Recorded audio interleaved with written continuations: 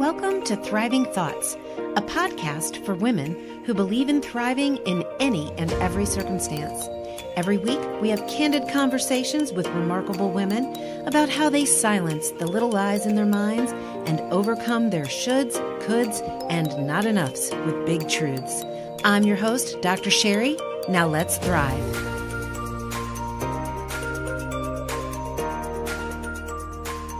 Hey friends, welcome to another episode of Thriving Thoughts. Listen, y'all, on today's show, I'm hosting my new friend, Christi Ratcliff.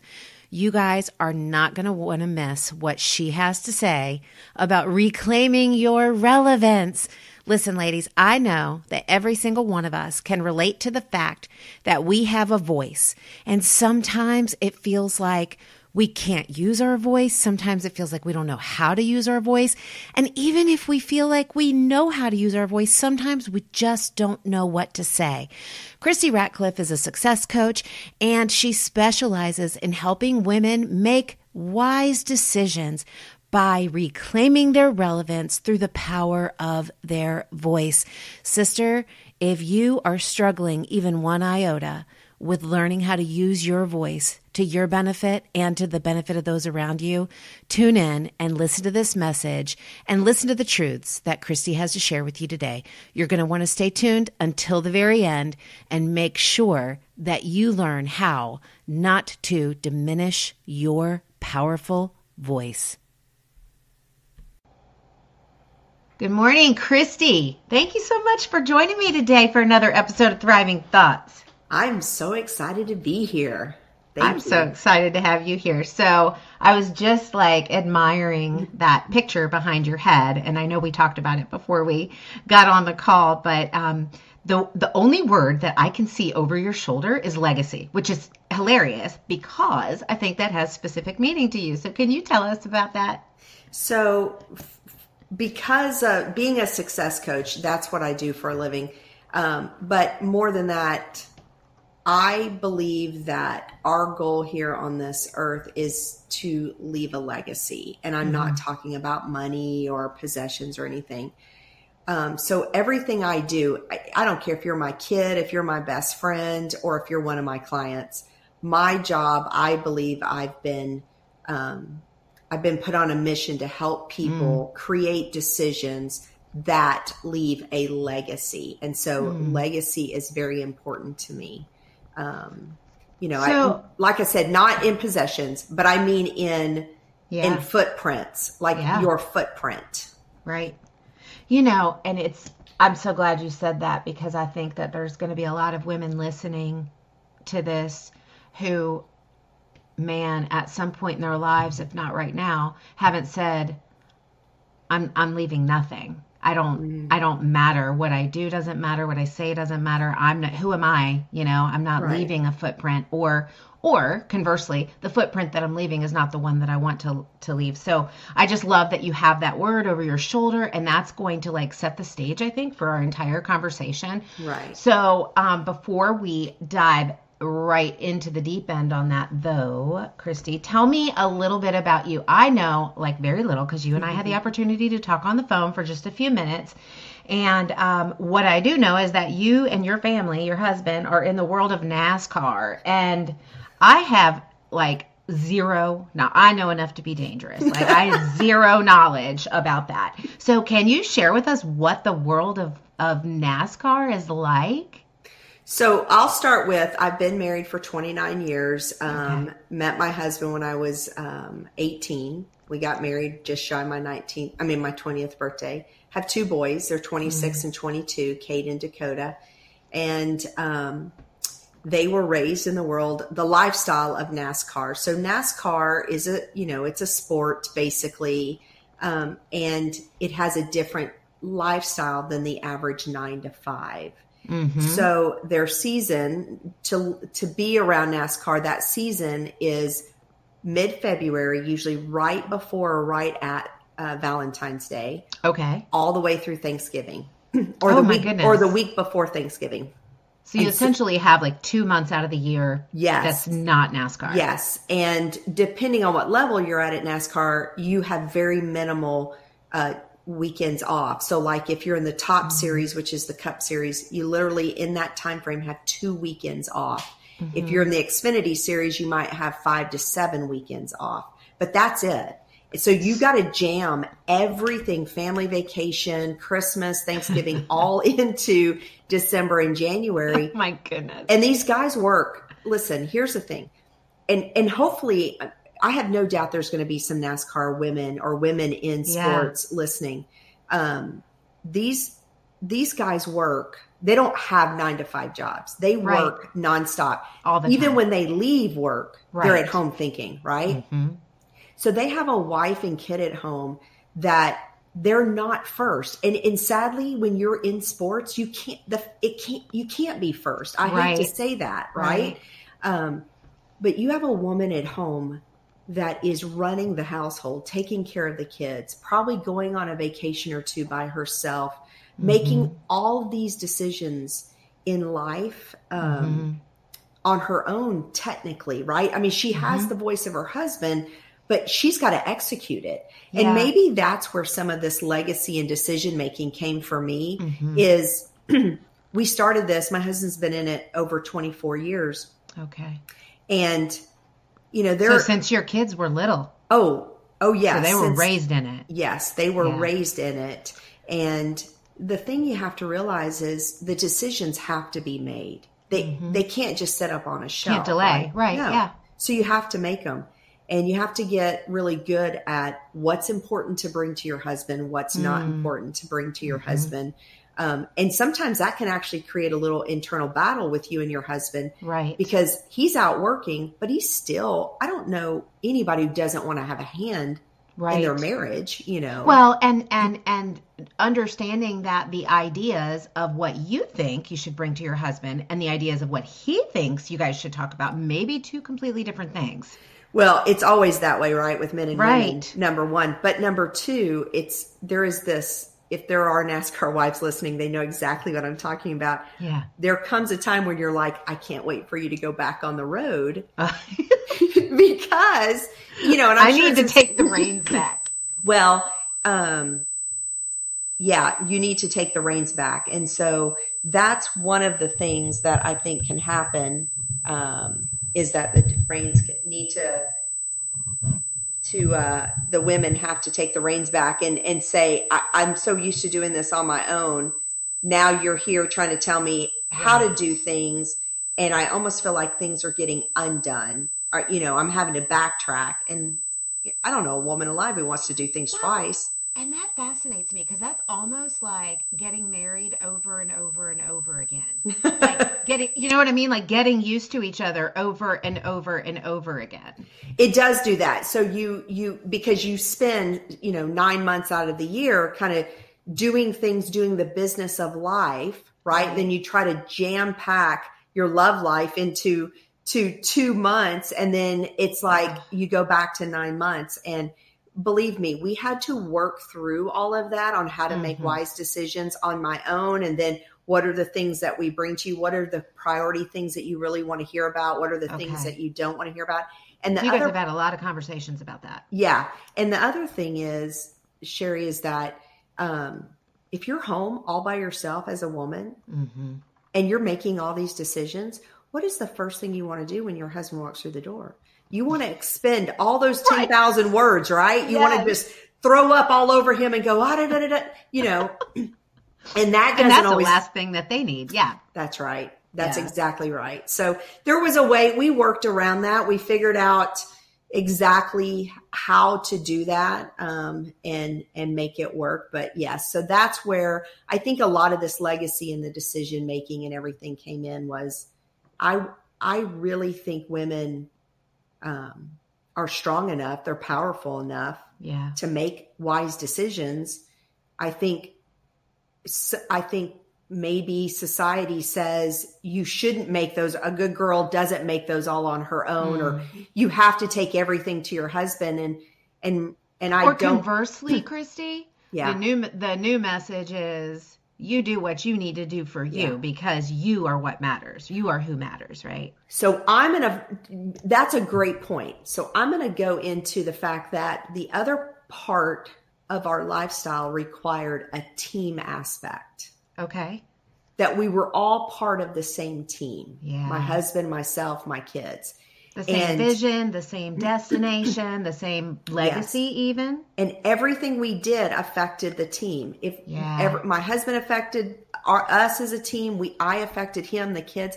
So we made it a team effort to make sure that we were having good conversations, that we were addressing the things that needed to be done, but that everybody had a role on the team and it was just as important. Right. The team cannot function. The team cannot be successful. Speaking of being a success coach, being part of a family, the idea is to make your family successful. And the only way it can be successful is if everybody feels like they are the integral, valuable part and they're necessary, they're needed. If any one part doesn't feel necessary, it's broken. Right. And that might it almost sounds a little cold, like we were playing a game every day or running a game or something. And it wasn't that. Because we were confident in how important our role was, it made our time together so much more fun, right? So like when Dad would walk through the door, we always gave him like 15, 20 minutes where we did not bombard him, right? The other thing I would do is midday, if we had an issue, this came from Mark Grunger, Laugh Your Way to a Better Marriage. I don't know if you've ever heard of that. I have not, but I'm going to look into it. Laugh Your Way to a Better Marriage. Yeah, that was so funny because he said that women, they're like spaghetti, men are like waffles, basically. Yes. Men have the compartments. That's right. Yeah. So men will have a deer in the headlight look. They literally have I'm not thinking. I mean, their brain cannot think, can actually not think. Cannot not think. Yes. Yeah. When I found that out, I looked at my husband. I said, that's not true. And he goes, like, what is that like? Oh, yeah. And I said, babe, let me tell you something. If a woman is not thinking, she's dead. She's dead. That's right. There's not a woman 6 alive. feet under. That's right. So I would text him or call him or email him or whatever back in the day, whatever we had.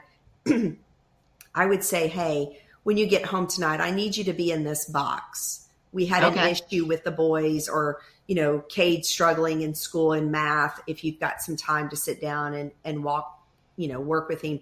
But I would kind of let him know what was kind of going on. And if I solved it before he got home, I would let him know, hey, you're not gonna have to deal with that. I already dealt with it. Right. But it was just so he had a hand in it, but I also let him know what I needed his help with. Yeah.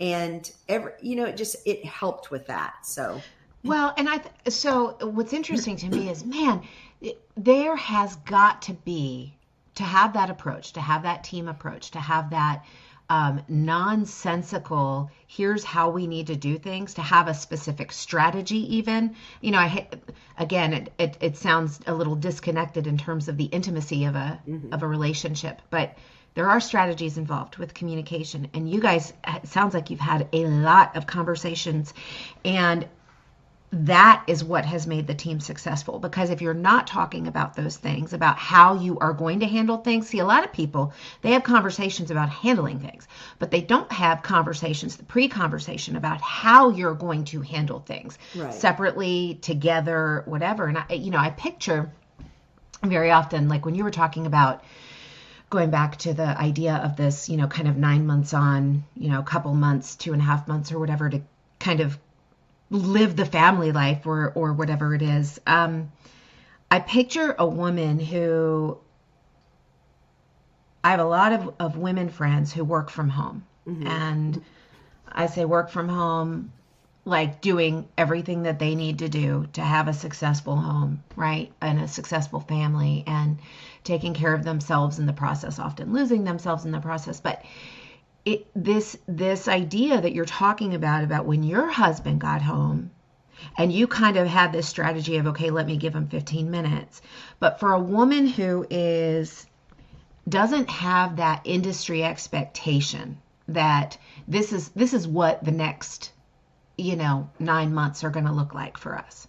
For a woman who's falling into, a woman and her husband who are falling into this pattern of day in, day out work and disconnection, and when daddy gets home or when my husband gets home, I'm feeling like, gosh, I just need some connection. I need some adult time. I need some conversation. And he's still like in the work compartment, or still in the commuting compartment, whatever it is. And how that can very easily slip into a severing of the intimacy in the relationship and a stoppage of those conversations that are required to be able to have that successful team approach. And so then you can quickly find yourself. So I guess the dichotomy there that I am seeing is that in the NASCAR industry, it's kind of like, this is what to expect. Like, this is how things are going to look. In somebody's everyday life that, let's say they're working the 9 to 5, they kind of take that, there's a tendency, I think, to take that for granted. Like it's the day, it's the daily grind. This is what we do. So there's not really that expectation that things could actually feel disconnected like they would with the expectation of this 9-month issue. So let me just say this. It got to the point where it went almost seamlessly, but it didn't start there. Nobody starts seamless. Right. Yes. Thank you. You know what I mean? The reason why the reason why it got seamless is we had to work through all those kinks. And how it started is, this is not working. We're getting to the crisis. Every day you walking in the door, or before you even get to the door, I'm already got the narrative in my head, right? Yeah. And it's become a crisis. We're not being intimate in the evenings. I don't even want to be around you half the time, blah, blah, blah. Yeah. So that's where it was getting to. Yeah. I mean, that's where it starts. Nobody ever plans for the problems. Right. We never go, okay, here's when this problem comes up, this is what we're going to do. That's right. It's when we're in the problem, we have to make a choice. Yeah. You either choose to just gripe about the problem and stay stuck in it. And I may step on some toes by saying that, but you're either going to gripe about it and just stay stuck. Girl, we speak the truth here. That's right. We do not sugarcoat. Or you say, hey, this is a problem. How do we fix this? And it's not taking it's not trying to solve it all on your own. Yeah. So let's think about, okay, I'll give you an example. My husband technically is a workaholic. I mean, if he, at that age, especially, not as much now because he's 52, he'll be 53 in a few months. But back then he was a workaholic. Yeah. So he would work 7 days a week from 5:30, 6 o'clock in the morning till 11 o'clock at night. I mean, it was workaholic. I had to choose at that point. That's not team. We're not working as a team, right? So I had to sit him down and at dinner, as a matter of fact, what I really did was I took dinner to the race shop is what I did. Okay. And I sat him down and I said, hey, babe, listen, this is not working for me. Mm-hmm. I love that you are living your dream. Yeah. And I want to help facilitate that. But this is what I need. Yeah. I need you home 3 meals a week. I get it that you race on the weekend, so you're gone Friday, Saturday, possibly Sunday. Totally get that. So I've got you Monday through Thursday. I'm asking for 3 meals. Right. That you're at home at the table for 45 minutes. Right. Even if you go back to work, I don't care. Yeah. Even if that makes you have to work an extra 45 minutes longer because you insist upon putting this many hours in. But I need you 3 meals a week in front of the kids with me. Yeah. Totally involved. And I had to ask for that. That is how we work that out. So, I'm thinking going into racing, and he came to me and said, I want to do this. I'm like, yeah, I'm so for you. Mm-hmm. I didn't know the problems that were going to come up until they came up. Right. And then I had to choose whether I was going to deal with them head on or try to ignore stuff, be the good girl, be the nice wife, be the, not be the nag, which I don't think it's nagging. It's not nagging to say what you need. That's right. It's not nagging to ask for what you want. Right. It is not nagging. It is imperative that we women ask for what we want, because Yes. if we don't ask for what we want, and when I say want, I'm not talking with a selfish motivation. Correct. I'm talking about when you look at the 30K view and you go, this is what is going to be healthy for us in a relationship. For this is us. what's going to be the best, right? That is what you have to do. So you have to ask for it. And if you're not willing to ask for it, then you're saying you're okay with, I guess, the status quo or just, you know, and I'm not silence is woman. Consent. That's right. That's right. Silence is consent. And it's so funny. I've talked to so many women, and I have been guilty of saying it for myself, but I cannot tell you how many times I've heard people say, they should know what I want. Stop it. No, they should not. And they don't. Well, here's the thing. This is what I do know. When we were created, we all have some feminine and male tendencies. Like for me, you know, I'm very logical, very, you know, that kind of stuff. And we'll say that's a male tendency, right? But then female is nurturing and all that stuff. And I know men that are just as nurturing, right? So we have both of them. But our minds do work differently. Yeah. Right? And there is not a man alive that can read a woman's mind. Yeah, you got that right. There is not a man alive that's a mind reader. I don't know why we think not only that, I know, but not only that, but men, I mean, are very literal. They do not read between the lines. That's right. That's right. They do not pick up on a hint. No. Yeah. So when you are not extremely clear, like when you say, okay, I'll give you an example. When I used to say to my husband, I'm going to go shopping, and he'd go, oh, are you going to buy something? I go, no, I'm just going to look. And then I would come home with something. He would go, I thought you were just going to look. And I would go, wait, but I'm going shopping. He goes, yeah, but you said you were just going to look, not going to shop. Right. And I'm like, oh my word, really? So then it became, hey, where are you going? I'm going to shop, and guess what? There is a great chance that I'm going to be buying something. That's right. Now I might not, but I very well can, because he saw that as I wasn't telling the truth. I was like holding back from him. Right. And so that's how men are just very literal. Yeah. Well, hey, I want to take a step back for a second, Christi, because one of the things that you said is that we have to, as women, we have to ask for what we want. Yeah.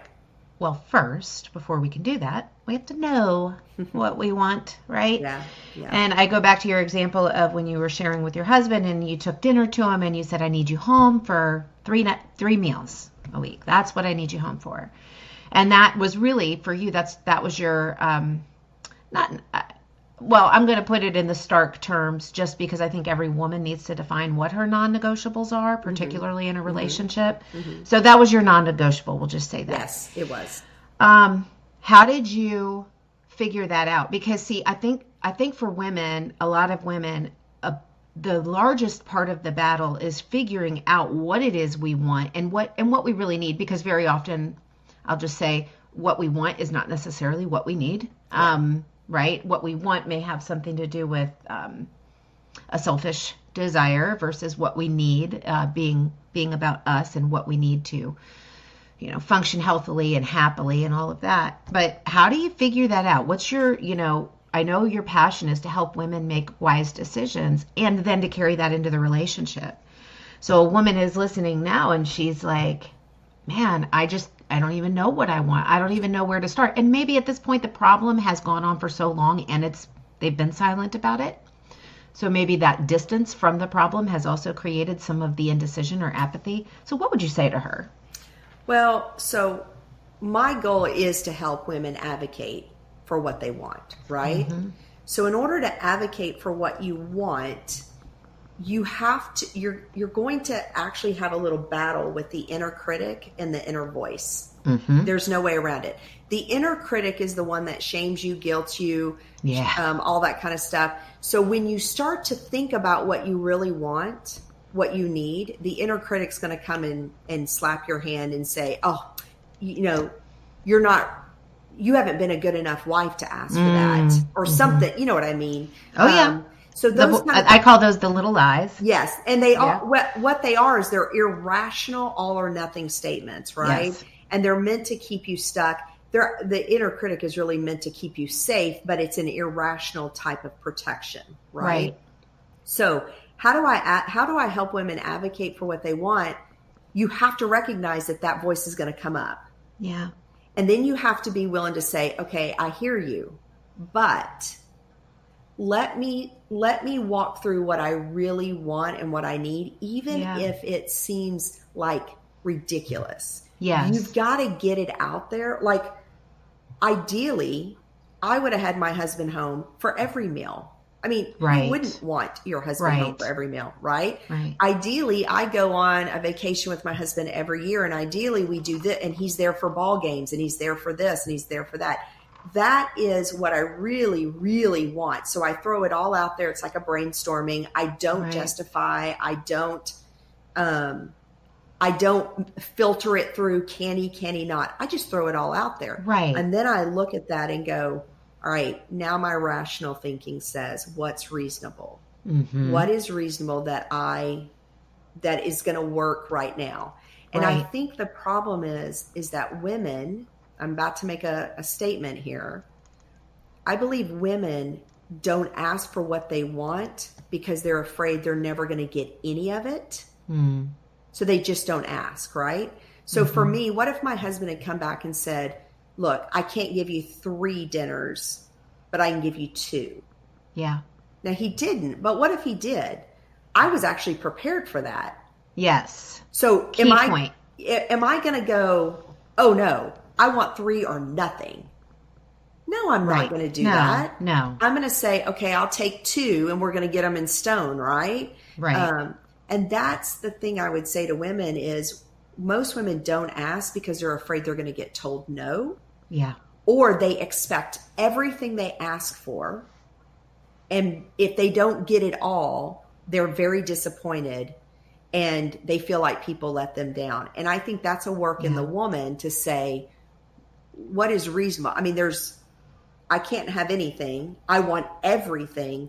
What's the great meeting place in the middle? And it's a process. It's not a linear process. It's kind of like a slinky, back and forth, kind of back and forth. Right. Does that help? And I think that, yeah, absolutely. Absolutely. I think that also hits on an important point that extends beyond the domain of a relationship, of a marriage, and it goes into business, it goes into friendships, it goes in. So as a coach now myself and a psychologist over the years, people believe this little lie that asking for what they want yields confrontation, right? And it doesn't have to yield confrontation, right? It's all about how you position people, how you say what it is that you have to say. And I loved your point about being prepared for what they might say back, because a lot of times what women have done, and that I've talked to, friends, clients, whatever, is they'll say, I'm not going to do that. I'm not going to ask for that because I already know how the conversation's going to go, right? Like they think they can read the mind and predict the future of their significant other. And I think that that's where people make the mistake. They stop there instead of saying, okay, I always say, answer your what ifs. What if they do say that? Okay, then what are you going to do with that? Are you going to be prepared for that? Because then if you are prepared for all of those what ifs that you masterfully believe are going to happen or are convinced are going to happen, if you're prepared for them, then there is zero confrontation and there is zero fear, because you're walking into that with utter confidence and having prepared for any of those what ifs. That's exactly right. So what happens is people stop the process before it's done. So I want, but I know what he's going to say or she's going to say. So then what you do is you go, okay, let's write that down. I think she's going to say you're not qualified for this. You're not good enough for this. You're not blah, blah, blah. And then you come back and go, okay, here's how qualified I am. Here's why I am great for this. Here's blah, blah, blah. That's the inner voice coming back and actually dealing with what's going on with those irrational statements. And then what happens when you get into that room and have that conversation? You no longer have the deer in the headlight look. Your brain doesn't seize up on you because you've already processed the worst case scenarios of everything that could have been said. And your brain is now forward thinking instead of being stuck in the maze of how do I respond to this? You've already ran through every response. But I will say what I think one of the big things that has gone on with drive-through fast food restaurants, with cell phones that you can pick up and just, look this up, look that up kind of stuff, is that we live in the easy button mentality. We really don't want to put the effort into having that hard conversation. We just want people to do what we want them to do. And that to me, I'm going to step on toes again. That to me is one of the most selfish. We are selfish when we don't want to have that hard conversation, when we're not willing to put ourselves out there and we just want people to do what we want them to do. That is very selfish. That is not being caring or kind to the other person, nor even to yourself, because it closes you up, right? Yeah. You close up is what happens. Yeah, absolutely. I couldn't agree with you more about the easy button mentality. I think people do. They have this Disney view of which is crazy to me. Like, to have this Disney view of what life is supposed to look like. In fact, I talk about, having a thriving thought world, right? And how people mistake that for thriving equating to a lack of pain or suffering. And that's not it. Nothing could be further from the truth, right? Thriving is growing and prospering and flourishing in the face of that, right? It is while that is happening. To do that, yes. Yes. And so when we seek comfort, when we seek the easy button mentality, the zone of familiarity, we rob ourselves of the ability to thrive. Yeah. We're just like hanging on, and I think if we could look at it that way as women, like, man, I'm cheating myself. That life really could be much more abundant than it is right now if I stopped cheating myself and stopped taking the easy way out and stopped avoiding what I fear would be confrontation. Well, the easy way out is mediocrity, right? Yeah. Number one. Number two, what happens is we get very frustrated and actually can get better and angry at people who expect us to give them the easy way out. Yeah. But then we expect it ourselves. And so, for me, I want to shed a light on that kind of thinking, because that kind of thinking does not lead to quality decisions. Right. That kind of thinking does not lead to a legacy footprint. Right. And that's the big thing for me. So I really want women to step back and say, what is my motive for wanting this? Because it is all about motives, right? And we want to measure our motives, not in a comparison against others, but really just say, and when I lay my head down tonight or 5 years from now, am I going to be happy with that motive? Is that going to be a fulfilling motive, right? So that's where I'm coming from on that. So, and I wonder for you, if you, from a biblical perspective, so talking about making wise decisions and making good decisions and talking about questioning your motives, there's, I'm not going to be able to find it right now, but there's a verse in James that talks about that. And it talks about making sure that measuring, when you said measuring your motives, not measuring against other people, but for me, it's measuring it against what God's wisdom would be, which is it long suffering? Is it just? Is it compassionate? Is it what is that verse? I wish I could think of it right now. But basically, it gives like a list of tests and measures to see if your decision is measuring up to that. And so I didn't know if that was something personal for you, if that helps you inform your work that you do with clients and in your personal life. Well, for me, everything, as a Christ follower, as a believer, I filter everything through the Bible, right? Yeah. And so it is very important to me that it runs through that filter, that my motives always come back to a greater calling, a greater purpose, a greater, it can't just be immediate satisfaction in the moment. I mean, right. Yeah, when I want that chocolate chip cookie, okay, that is an immediate satisfaction for the moment. But when I say yes to somebody, or I say no to somebody, if I say yes to myself or no to myself, I run it through that motive filter. Right. And it's always biblical for me. Even people who don't believe like me. I mean, let's take that for instance. That's right. If I'm around somebody that doesn't believe the same things that I believe. Yeah. Well, what does the Bible say about that? Well, right.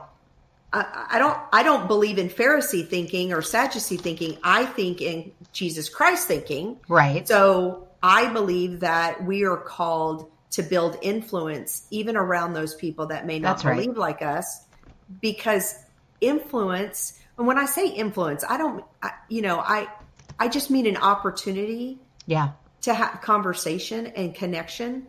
Yeah. So that if the time is ever God ordained for us to have a deeper conversation, it's there. Yeah. But if we put up walls, you never have that opportunity. So when I think about asking for what I want, for me, it's filtered through, okay, if I don't ask for this, what is actually going to happen next month, a year from now, 5 years from now, 10 years? If I do ask, and yes, it seems uncomfortable to ask right now, how is that going to change my next month, year, 5 years? And here's the thing I will say, I've said it a million times in my coaching sessions.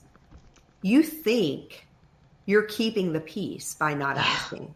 You think you are solving the problem by saying, I'm not going to make it a problem. Right. But you make it a problem every time it runs through your mind. Yeah. Every time you get passive aggressive with your husband or a girlfriend or your child because you did not have the hard conversation. And you're going to eventually have the hard conversation. And instead of it being like in love, well, or it being like the size of a pebble. Yeah. By the time you get to it, it is a mountain. Yeah. And it's going to take a huge sledgehammer to break that down. Yeah. And there's going to be a lot of anger and bitterness and frustration in the middle. And that person that you need to have that conversation with is going to go, I never knew. And you're going to go, what? But they didn't know what was going on inside of you. There's that mind reader thing again. That's right. So for me, I filter that through and say, what is going to be the most compassionate way to do this? Well, having the hard conversation up front is the most compassionate way to ask for what I want and to deal with stuff. Right. And I picture, like when you said, I just pictured this immediately in my head when you said, when you think that keeping the peace is solving the problem, it's like, actually what you're doing, like you said, with every moment that you think about it, with every time it gets under your skin, every time you try to push it down or stuff it down, you're actually building the bomb or the fuse to the bomb. Like you're not keeping peace. You're preparing for war. Yes. That's what's happening, right? That's exactly right. So so beautifully put. I love that. So, hey, let me ask you this. What are the biggest challenges that you've faced in your marriage with regard to, and you don't have to get any more personal than you want to, but in doing that, in exercising that, in asking what you want, what are some of the roadblocks that you've faced and how have you addressed those? I'm going to tell you a story to answer this question. If that's okay, great. So back in 2006, I was struggling. We were 16 years into our marriage and we had worked through a whole bunch of stuff, but we had moved to North Carolina just a year and a half before. Okay. And I felt like, I'm a little bit, what's going on? What's going on? And I spent an entire summer in my PJs on the back porch in my Bible, wrestling with God, going, what in the world? Why am I so angry? I should be happy, blah, blah, blah. Yeah. Life is great, da, da, da, da, da. So at the very end of it, of the summer, and I homeschooled my kids. So we needed to start schooling. So this was mid-August. It was like the heavens opened up, the light came down. It was like, here's the issue.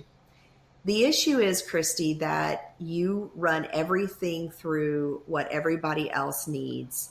And you're not really coming to me, putting me on the throne first. You're putting everybody else on the throne, and you kind of play musical chairs with the throne, right? Yeah. So God said, I want you to sit down and talk to your husband. I want you to tell him this. And I was like, okay. So I called my husband up and I said, hey, babe, I need you to, when you come home, we're going to have a conversation about what? Because remember, by that time, I had asked for what I wanted. I was really confident in who I was. So we really didn't, we didn't have any issues at that point. None. Actually, we had no issues that I knew of, but God made it clear that I did have an issue. So my husband came home, sat down on the bed, and I said, hey, this is what God told me.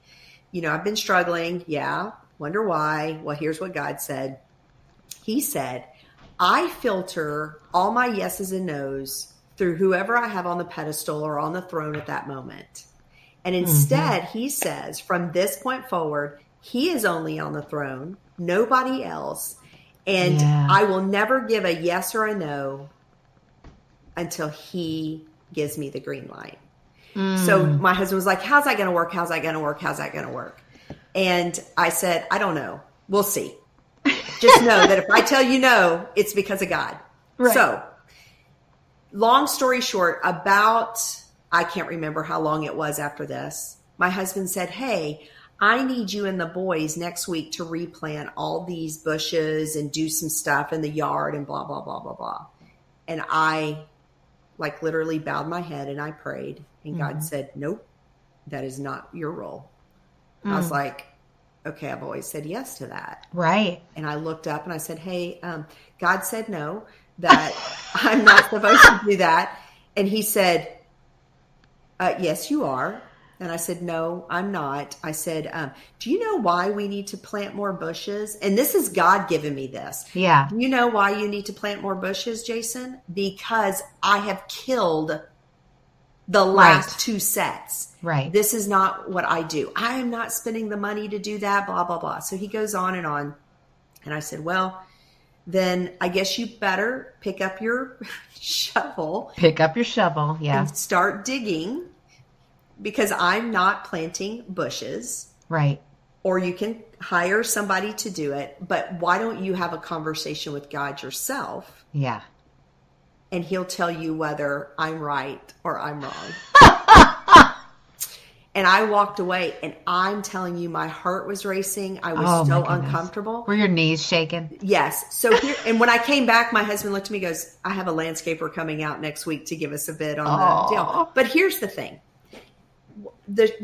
I think your question was, what are the struggles that my husband and I have had? And well, for you particularly as a woman in voicing what you want. Yeah. Yeah. What have some of the blockages been? And because I'm capable of doing everything he asked me to do. Sure.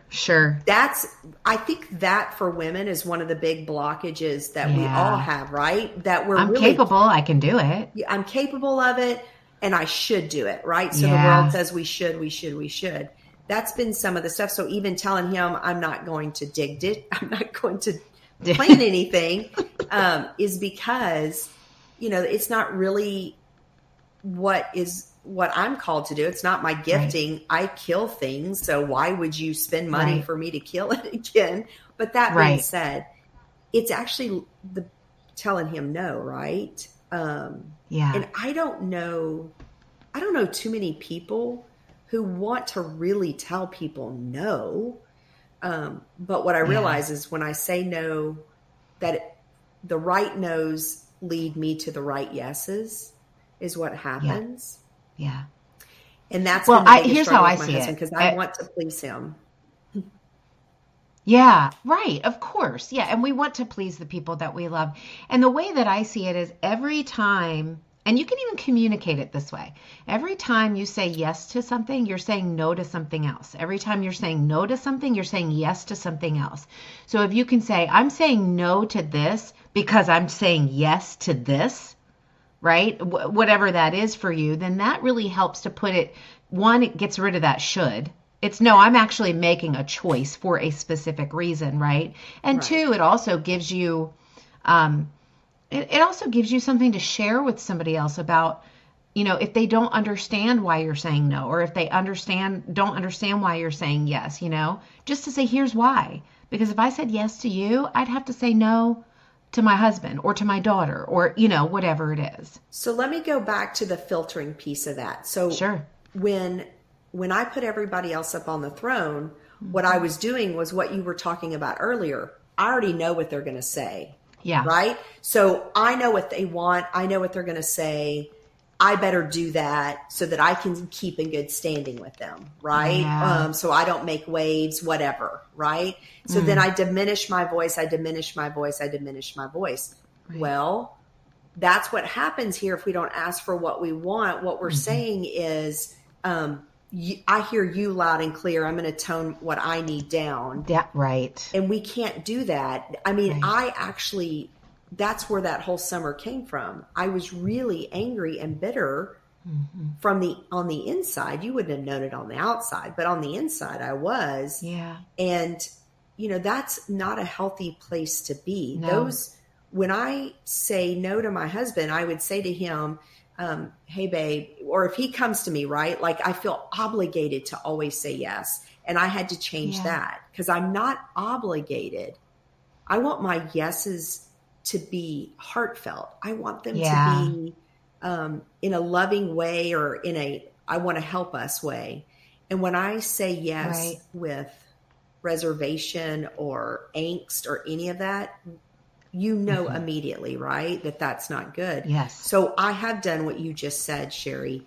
When my husband comes to me and says, hey, I need you to do this, I will go, well, hold up. And I go look at my calendar and I go, hey, babe, I don't know. I can fit it in here, but if I do this, then you'll have to take this off my plate to do that. And I think for women, we think we can't ask that. And I don't know. I'm not quite sure that I understand where that comes from other than a cultural thing. Yeah. Like we're supposed to be able to bake a cake, make a roast, keep a house clean, be a size 2, have perfect this. Have beautiful shrubs and keep them alive. That's right. And be the best, I'll say it, lover or whatever. I mean, all the pieces of it. And we're and do all of that and want to do it. Yes. Yeah. And want to do it all. Yeah. And look, and not have any glistening sweat coming out. Oh my gosh. It's like June Cleaver, I'm sweating right now thinking about having, but that's where I think women struggle at. And what I'm saying is here's the thing. I am not a man basher. I believe every man wants their woman to be, I just do believe this. I know that there are some men, maybe off the outliers, that are not this way, but I strongly believe that the men of this world want their women to ask for what they want. Yes. To be happy, not happy like, oh, I'm always happy, but to be content and to be fulfilled and if they, but it takes the woman to ask for that, right? That's right.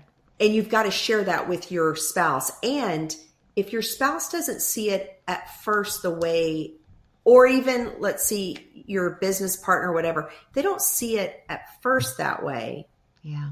Then you keep coming back to the table and having the conversation. I cannot tell you how many times my husband and I had the conversation and we did not agree. And we'd go, all right, stop. And it wasn't always this sweet, all right, stop. Right. It was this, all right, here's the thing. We're not agreeing. And it's not going to work here. It's not going to, So I'm going to go to sleep. You go to sleep. And I'm not saying I always slept in the same bed with him that night when we didn't agree. Yeah. But we did sleep on it, and we'd give ourselves a little time, and we'd come back, and it was amazing. It was in that process of being willing to walk away, think it through, and not force each other in a decision that led to a better decision. Right. That's so those have been the struggles in our marriage. Is we're both very action oriented. Yeah. We're both very strong. Mm-hmm. He could run a household and take care of things all on his own. He does not truly need me. Right. I can do the exact same thing. Right. But we want each other. Yeah. Yes, girl. I love that. I actually talked with a friend of mine the other day, and she said, I had a conversation with my husband, and I told him, I don't need you, but I want you. And she said, that took him a little while to digest that and unpack that. Yeah. But he finally got it. And I think going back to that, as we're wrapping up here today, Christi, you've been such an amazing guest. Man, our listeners, they are going to have so much to walk away from with this episode. But so with the yes or no concept, like when you say, let me ask you, Christi, when you say no to using your own voice, what are you saying yes to? So when I say no to using my own voice, what am I saying yes to? I'm saying yes to what? Are you asking for a particular example or nope, the statement? Just in general, because we're talking about using your voice, talking about saying what you want. We're talking about not diminishing your voice. So when you say yes, you can say it either way. When you say yes to diminishing your own voice, what are you saying no to? When you say no to using your own voice, what are you saying yes to? So we all have our own gifts, talents, desires, calling, everything. When we say yes to using our own voice, we're eliminating the distractions, right? We're eliminating the non-essentials. And when we say no to what is important to us, we're actually just filling our plate with non-essential things, right? We're just really out there pleasing everybody else. And then we feel empty and lost. And so for me, it is so important to say yes, use your voice and say yes to yourself, because it's almost like being on the airplane. You've got to take care of yourself first. This is the way God told me that day on the porch, because when I had to have the conversation with my husband, I was like, God, I don't know how he's going to take it. And God said, well, here's the thing. If you let me pour into you, everything you do overflows to everybody in your life. Yeah. But if you think you're going to get a gallon from your husband and then a gallon from your friend and then a gallon from your business and a gallon from your kids, and that's going to overflow to the world, it's not. You're going to get depleted very quickly. Yeah. So if you don't use your voice to say yes to yourself, you will get depleted very quickly. And then what is that? You know from your profession that leads to anxiety. Oh, all sorts of depression. Yes. All of the above. Panic attacks, all of it. And I think in this day and age, we're seeing a lot more of that. Mm-hmm.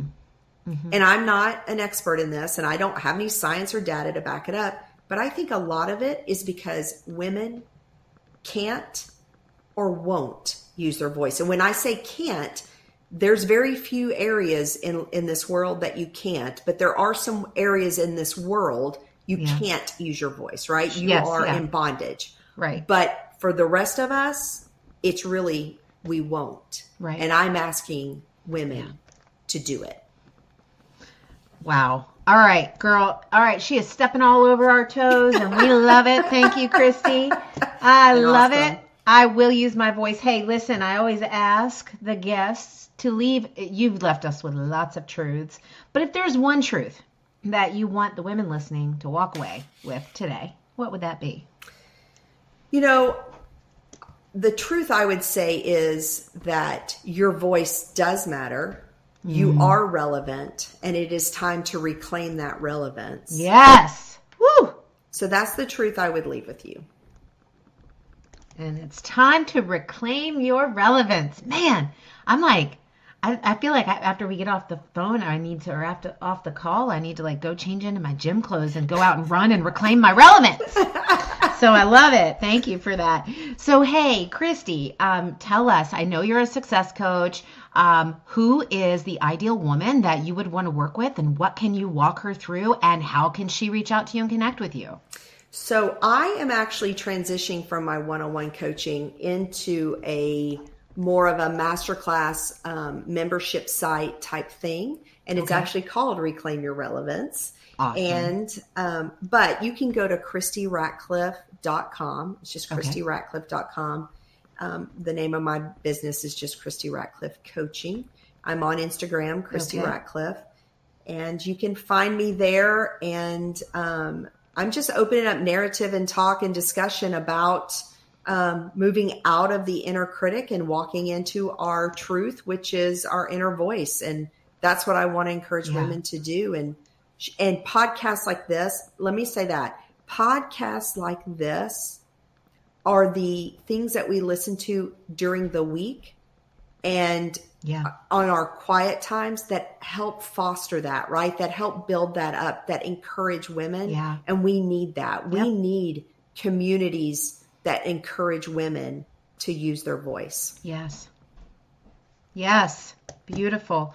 Well, Christi, we are all confidently anticipating reclaiming our relevance. Let's get out there and do it today, ladies. Let's not wait. Let's use our voice. Let's start saying yes to our voice and no to being depleted, right? I am on board with that. What a great and powerful message you've shared with us today, Christi.